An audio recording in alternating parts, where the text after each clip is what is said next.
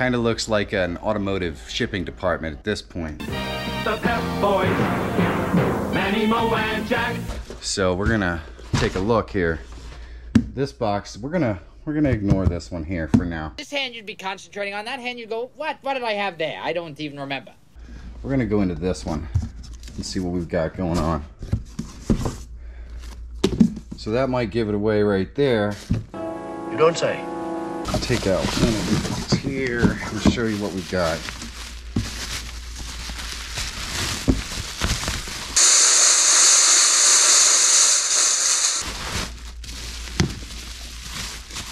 And bada bang. I'm a deaf man.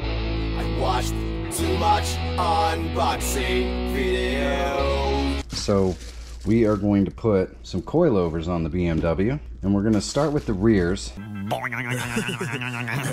Because the rears are relatively easy. It's just removing the old shocks and struts and putting these on. Fronts are a little more complicated. The movies, they call this foreshadowing. Let's start with the rears and get those out of the way. Now, I didn't go with coilovers or decide on coilovers because this is ever going to be a race car. This is going to be a daily driver. The beautiful thing about Sika as a company is that they will custom make your coilovers to your exact specification. So I wanted to be able to lower the car, but I also wanted it to be not super stiff. No! God, please, no! No! And so they can provide you with shocks or coilovers that are to your specific application. I wanted non-racing, relatively soft, not too soft, I hope, coilovers, and that's what they sent me. Now I can adjust the actual ride stiffness with these top adjustments, and I can adjust my ride height. I wish I was a little bit taller. So it gives you the best of everything, packaged in with the actual shock piece, which is set to my specifications, and a spring that's set to my specifications. So I'm really excited to see what we can do with this. But I think we should measure our ride height before we put these on, so we know how much farther it gets lowered and whether we want to bring it up or down. So why not do that? I'm not actually terribly unhappy with the ride height in the rear. I think it looks pretty good. Could go down an inch, wouldn't bother me. However, the ride height in the front is definitely pretty high. So let's take a look at what the ride height is. So here in the rear, we have a ride height of about 25 1/4. And like I said, I'm not super unhappy with that. I'm guessing it will be maybe 24 1/4 when we're done here, and I'm perfectly fine with that. Maybe not even lowering it that much. Let's look at the front. We've got quite a bit to work with here. So you can see we're at 27 inches high, and I'm thinking it will probably be closer to what it is in the rear. Not this again! I would be pretty happy with that. 24 1/4. We'll have to see how it works out. All that's left to do is go ahead and do it. Do it! So let's do it. Just do it! Now these rears are not difficult to remove. The tower, the hat tower is right here. We'll take this cover out here. A few moments later. And they're accessible from here. It's not going to be easy, but you know, it's not going to be hard either. That's what she said!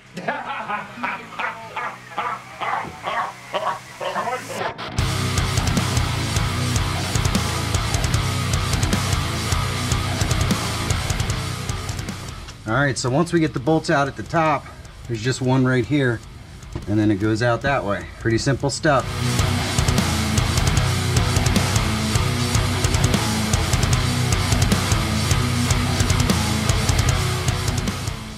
Just for comparison here, pretty close.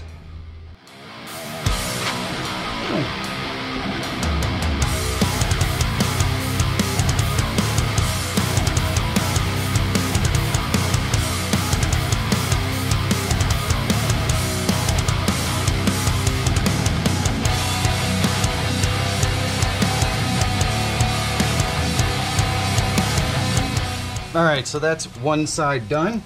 The other rear side is pretty much exactly the same as this. So once I get that finished, I'll go ahead and show you the fronts. So that's going to be fun.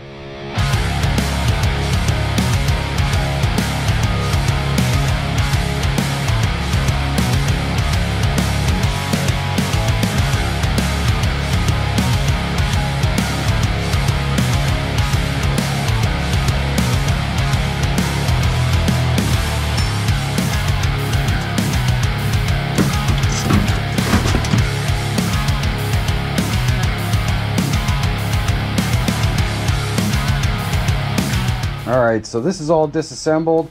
I do need to extract that bolt, but I'm going to need some propane to do that. And propane accessories. Add a little heat, try to get it out of there.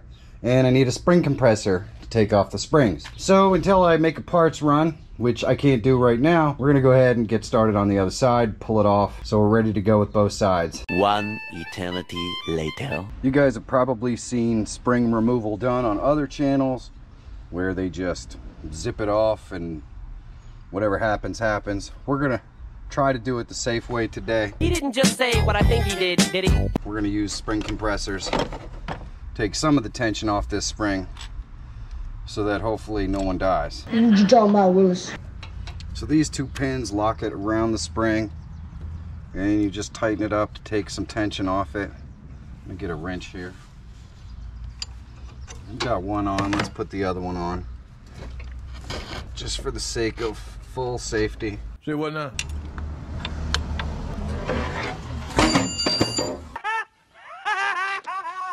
And you can see we got this little hat in the way here. But this should pop in there. And there we go.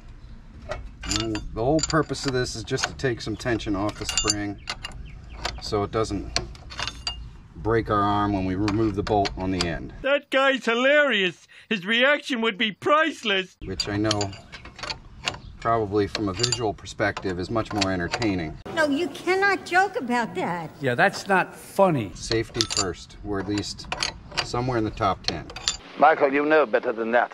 When you see it kind of start to lift away from the end cap here, we're getting pretty close. Safety! Safety! Time for safety!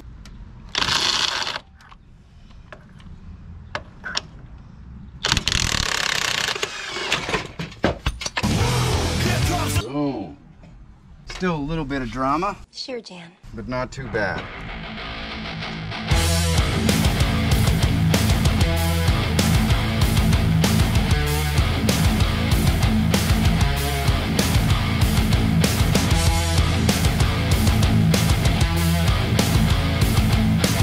This isn't safe.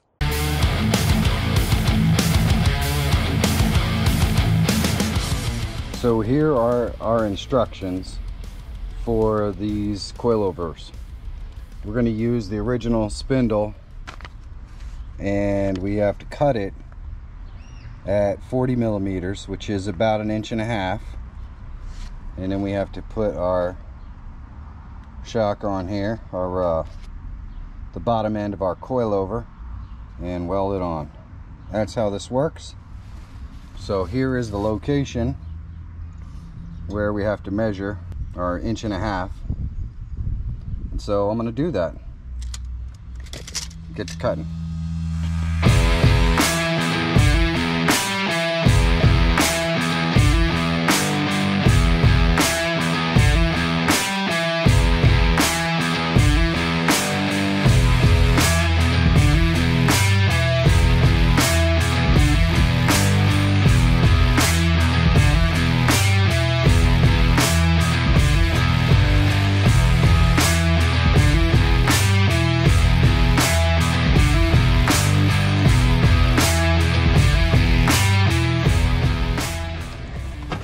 Alright, there we go, finally. Nice tight gap. Tight, very tight, extremely tight. Just has to be welded in. But we're gonna put the other side in first. And then weld them together. That was a lot of work.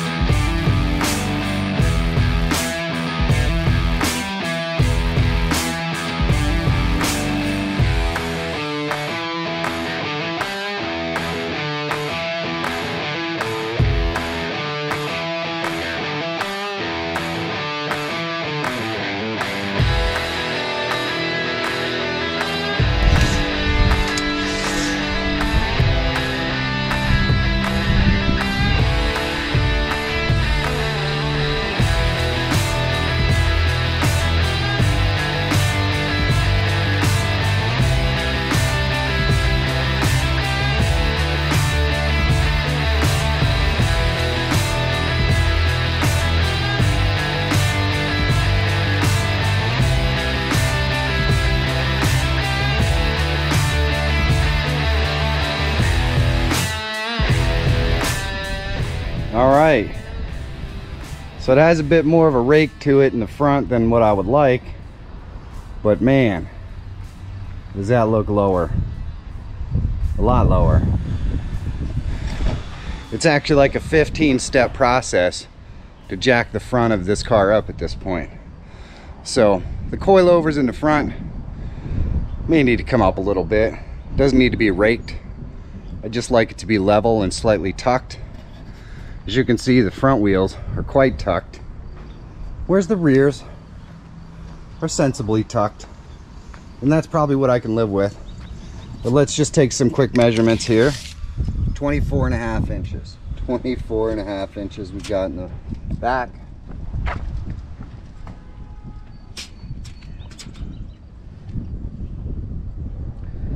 And about 22.5 inches in the front. So it really came down a lot in the front. I would probably say that the front can go up about an inch. You sure about that? But man, this thing looks absolutely sinister. And you know what? The drive's pretty awesome too.